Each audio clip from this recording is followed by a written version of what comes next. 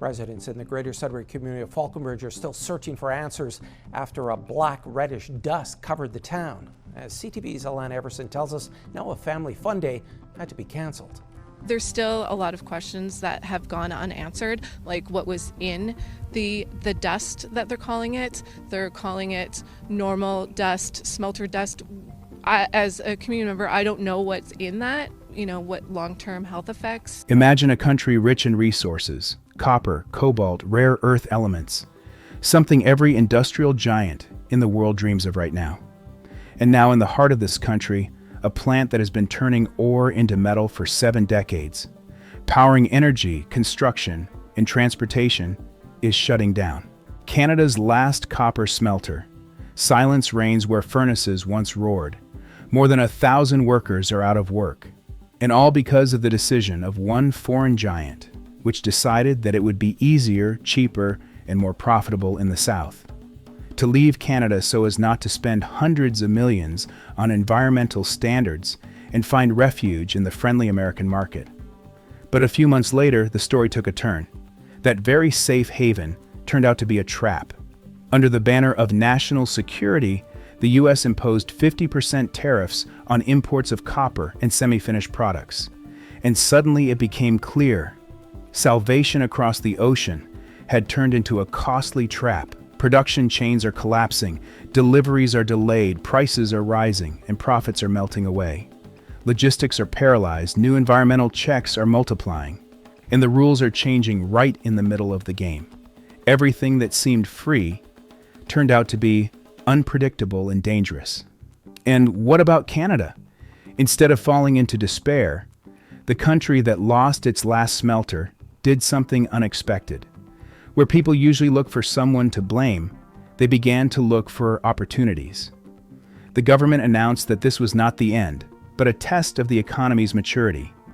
Canadians decided not to beg foreign corporations to return, but to build their own system, their own processing industry, sustainable and independent.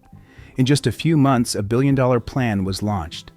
A sovereign fund was created to support national companies capable of processing rare metals and creating clean technologies. North America's first rare earth processing facility is being built in Saskatchewan. In Ontario, startups are finding ways to extract copper and rare metals from electronic waste. Scrap metal is becoming a strategic resource. Canada is ceasing to be a supplier of ore and becoming a producer of solutions. Meanwhile, the corporation that left the country is facing a crisis. The system it tried to escape from turns out to be more reliable and profitable than the one it was striving for. And against the backdrop of tariffs, sanctions, and logistical disruptions, Canada looks increasingly stable, technologically advanced, and predictable. This story is not just about one factory or one company. It is a story about how states and corporations make choices to build for decades or to chase short-term gains. How protectionism becomes its own trap, and crisis becomes the start of a new industrial era. And today, the question is, who really wins in a world where resources become weapons? Those who leave in search of easy solutions, or those who stay to rebuild the system? This is a story about how Canada turned defeat into a strategic breakthrough. And perhaps this is where a new chapter in the global race for resources begins. A race in which sustainability, not strength, wins. When the copper smelter in Rouyn-Noranda shut down its furnaces at the end of last year, the city seemed to lose its pulse. The smelter had been in operation for more than 70 years. Its hum, light, and smoke were part of the landscape, part of the familiar rhythm of life in northern Quebec. For a generation of workers, this place was not just a job. It was a tradition, a profession passed down from father to son. The plant provided a stable income, sponsored local schools and sports teams, and gave life to an entire region. Now there are only empty workshops and no entry signs. When company representatives announced the closure, and the explanation sounded dry and technical, the cost of environmental upgrades exceeds $200 million. Formally, it all makes sense. Canadian standards for emissions and waste processing are indeed among the strictest in the world. But the people of Rouyn-Noranda heard something completely different. They had simply been abandoned. For many, and this became a symbol of how transnational corporations treat national interests. As long as it is profitable, they stay. As soon as the rules become more complicated, they leave. Glencore is not just leaving the city, it is leaving the country, leaving Canada, without its last full-fledged copper processing plant. Sudbury is preparing for the mine's closure, with hundreds of workers being transferred to temporary contracts. These are not just layoffs, days, they are a sign that the entire copper processing chain in Canada is collapsing. A country with vast reserves of raw materials suddenly finds itself dependent on foreign processors. Economists call this a loss of industrial sovereignty, but the official explanation seemed less and less convincing. Several industry sources said that the company had been preparing for the move for a long time, counting on tax breaks in the US and less stringent regulatory control. Canada is too slow to issue permits and too strict on emissions, was the internal argument. The move seemed logical until politics intervened. In the United States, the Biden administration has stepped up its industrial strategy aimed at bringing manufacturing back home. Subsidy programs, promises of stable contracts, simplified licenses. It all looked like an invitation. Behind the scenes at conferences, representatives of U.S. states assured large companies, "It's easier here, it's cheaper here, it's faster here." Glencore believed them. After all, who wouldn't? But the reality turned out to be different. A few months after transferring part of its capacity to U.S. territory, the White House imposed 50% tariffs on imports of copper and semi-finished products, citing national security. For Glencore, this was a cold shower. Everything the company had gained from lower taxes and more lenient requirements was instantly eaten up by duties. And then a chain reaction began. It turned out that the U.S. had virtually no industrial infrastructure for copper processing. There were only 2 large smelters and a few small processing sites left, which already lacked capacity. What used to come from Canada as refined metal now had to be imported as raw material. Domestic copper prices rose by 30%, and delivery times stretched to weeks.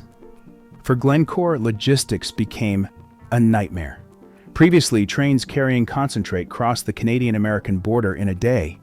Now, shipments were delayed for weeks due to new declaration rules and tariff checks. Each container required additional documentation, and transportation costs nearly doubled due to fuel price spikes and a shortage of trucks. Emergency meetings began within the company. Financial forecasts were collapsing before their eyes. The optimization program designed to save $1 billion no longer made sense. The irony is that in fleeing Canadian environmental standards, the company found itself in an even more unpredictable regulatory storm. U.S. agencies began to review environmental standards for extractive companies, and new investigations focused on sources of raw materials, supply chain transparency, and even corporate reporting. This story quickly became political. Television showed footage from Quebec, empty parking lots at the plant, workers in tears, interviews with trade unions. One of Toronto's leading analysts said at the time, "We didn't just lose a business, we lost control of our own metallurgy." And although the phrase sounded emotional, there was a grain of truth in it. Glencore essentially deprived Canada of the ability to process its own resources independently. But it is precisely processing that creates added value, jobs, and taxes. When it moves abroad, the country becomes an exporter of raw materials, dependent on the decisions of other governments and corporations. For Canada, proud of its independence and technological potential, this was almost a national humiliation. Meanwhile, a new wave of protectionism began in the United States. Politicians talked about bringing back manufacturing, but in reality, tariffs only increased costs for American companies. Manufacturers of cables, microchips, and electric vehicle equipment began to complain. Copper was becoming more expensive, deadlines were being missed, and contracts were at risk.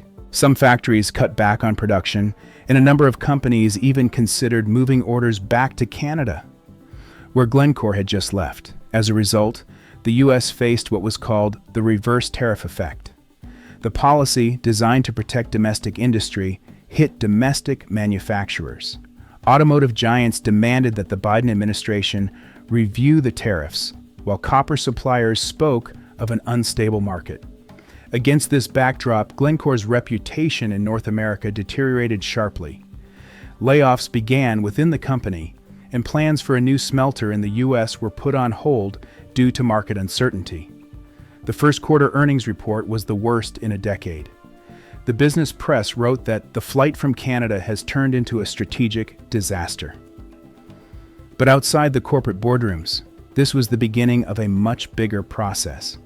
Canada suddenly realized that Glencore's departure was not just an economic event. It was a moment of truth. They could mourn the past, or they could build a new future. But while Ottawa was looking for solutions, the world watched as a company that tried to circumvent the system fell victim to its own cynicism. Politicians in Washington insisted that tariffs were a temporary measure. But temporary measures often become permanent, and what was supposed to be an example of flexibility and corporate calculation turned into a chronicle of miscalculation. Today, analysts refer to that period as the copper crisis. But behind this dry term lie thousands of human destinies, ruined cities, and lost faith in the rationality of global corporations. In a world where stability is becoming rare, Glencore bet on short-term profit and lost. Canada, despite its loss, gained something more valuable: the understanding that without its own processing and control over raw materials, the country is vulnerable. And it is from this realization that its response will begin. But that's another part of the story of how a crisis turns into a strategic plan. When the news broke that the smelter in Quebec was closing, the reaction was immediate. People took to the streets with placards, demanding answers not only from the company, but also from the government. In small towns where the plant was the main source of income, rallies turned into spontaneous gatherings. Local union leaders spoke of betrayal of national interests. There was a sense of loss in the air, but with it came a nascent stubbornness. When it became clear that Glencore was not going to return and that negotiations to extend operations were not yielding results, Ottawa began to take action. The first to respond was the province of Quebec, where industrial issues have always been perceived as a matter of identity. The provincial prime minister issued a statement in which he said bluntly, "We can no longer depend on foreign corporations when it comes to our strategic resources." This phrase made it into every newspaper and became the starting point for a new policy. For the first time in decades, Canada openly talked about industrial sovereignty. At the federal level, the reaction was pragmatic, but with elements of defiance. The cabinet convened an emergency meeting to discuss not only support for the laid-off workers, but also the future of the entire steel industry. In those days, the government's economic advisors were making urgent calculations, and the figures looked alarming. The country was losing not only jobs, but also its ability to control supply chains for its own energy and defense industries. According to estimates by the Department of Natural Resources, without its own processing facilities, Canada risked becoming completely dependent on external suppliers of copper and rare metals in just 3 years. It was then that the idea that later became known as Made in Canada was born. Its concept was simple: don't wait for someone else to solve the problems, but rebuild your own system. It was not a slogan, but a strategy. Parliamentary meetings discussed measures to create national production capacities, jointly financed by the state and the private sector. A program of incentives was proposed for companies willing to develop domestic processing. For the first time since the 1980s, the federal government decided to intervene directly in the structure of industry. At the initiative of the Ministry of Innovation, work began on a package of incentives for Canadian startups specializing in green technologies and metal recycling. Reports used words such as industrial reboot and technological sovereignty. Even the largest banks, usually cautious in their assessments, began to support the idea. After all, the crisis had shown how vulnerable an economy based solely on raw materials could be. The provinces went further. Quebec allocated funds for a retraining program for workers who lost their jobs after the plant closed. They began to be trained in digital control of processing so that they could become part of the new industry.